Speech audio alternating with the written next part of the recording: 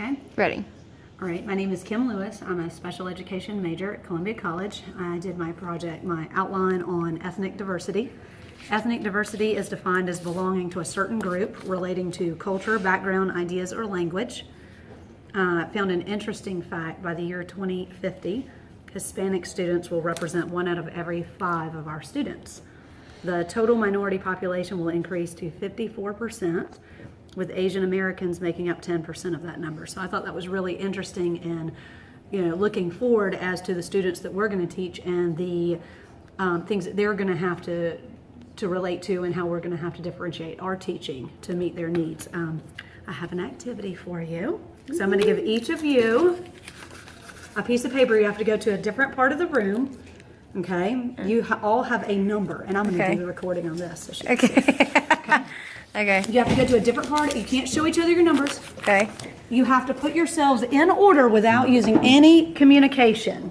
Okay? Verbal communication. You can use nonverbal only. And you have to put yourself in order 1, 2, 3, 4. So don't talk. You can't talk. There's a language barrier. That's a good one. That's a good one. Kim's got it. Oh. Good job. See, there you go. You had to really think, though, because you rely on that language so much. So one of the big things that I found in doing this is the language barrier really shapes the learning environment. And if you have a student who they only speak English at school, it changes things for them. It's really hard for them to switch gears when they come to school. So I thought that was an interesting activity to bring it home to us, because obviously we all speak English, so that's not something that we necessarily think about. And I think that's really hard to wrap our heads around as teachers is how difficult that is, for our students. So anyway, ethnic diversity shapes our classroom and our learners, and students and teachers see limitations or strengths. So, we can either look at this in the positive or in a negative, I thought was really interesting is a lot of English language learners get put in special ed programs because they are seen as having a disability, a learning disability, and that's not the case at all. It's a language barrier. So I found 3 different things, 3 different impacts, and it was socioeconomic. It was the language barrier, and it was ethnocentric curriculum.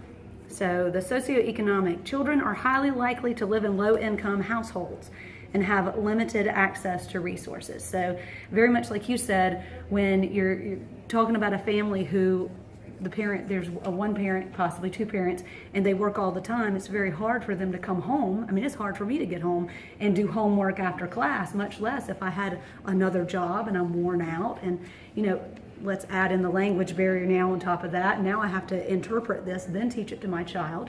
So, that makes things very difficult. So a remediation that I found was RTI has intensive small group instruction, and these students have access to a certified teacher with the RTI groups. So they can be pulled from the general education setting where they can have those peer models and get that English in the classroom, but they can also be pulled by a certified teacher. So that hopefully makes up a little bit of that deficit that they don't get from home because their parents are working. So the language was the second impact. For many students, English is not the first language, and like I just spoke about, the language barrier, coming to school and having to learn in a different language than you speak at home.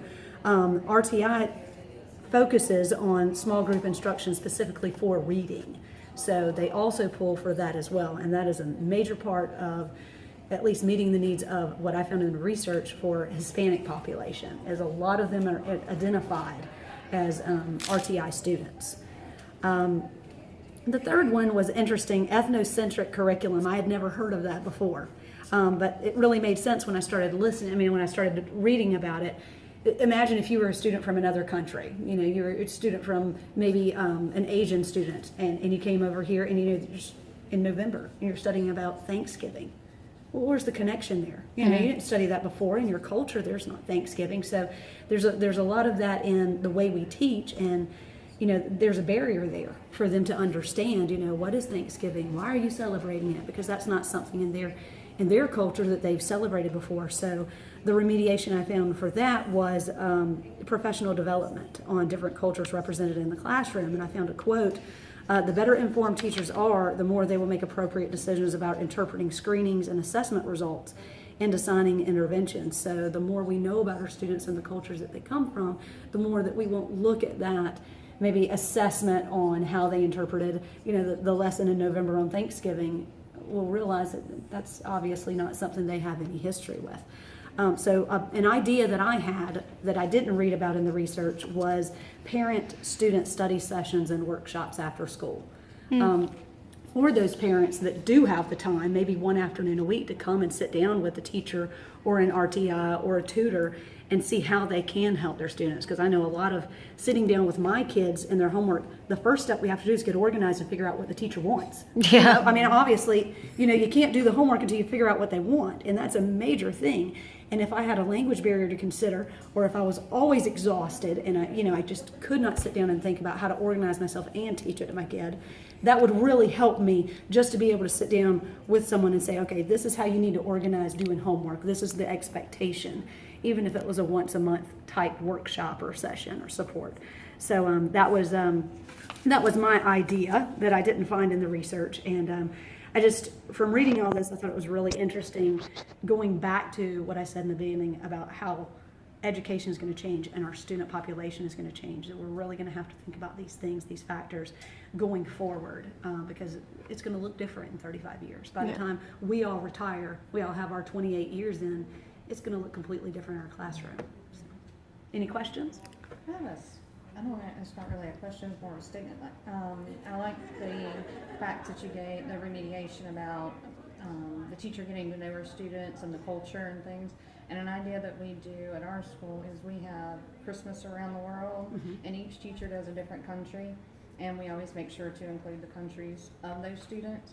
And did it give you any kind of statistics or anything, like if that kind of stuff, the percentage that it helps them or anything? No, not specifically. On the remediation, it was pretty general, and I think because we're on this side of it, I think once we get to the point where we're the master teachers and, That's true. we have all this experience with this changing group of students that we're going to have, I think that'll be more readily available. I don't think it is, at least at this point, because it's all the research I read was about looking forward, and I really feel like, based on the research that I read, that we're a little bit behind the 8 ball.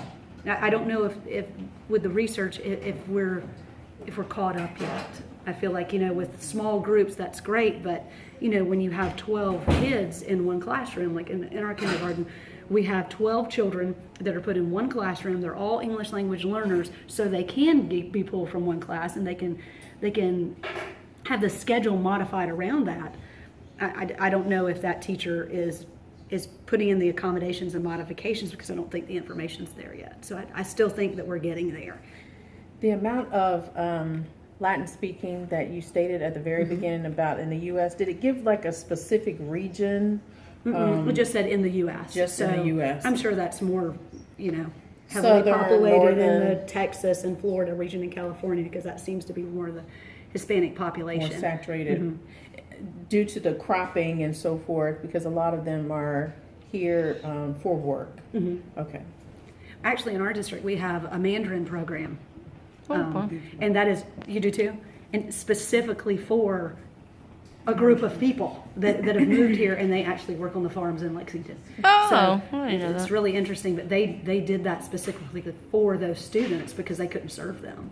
And that happened over several years. And, like we were talking about, there were some of them that kind of fell behind because they didn't know how to meet that need. So they created that. So I think we're in the creation process of all this, Well, do you find that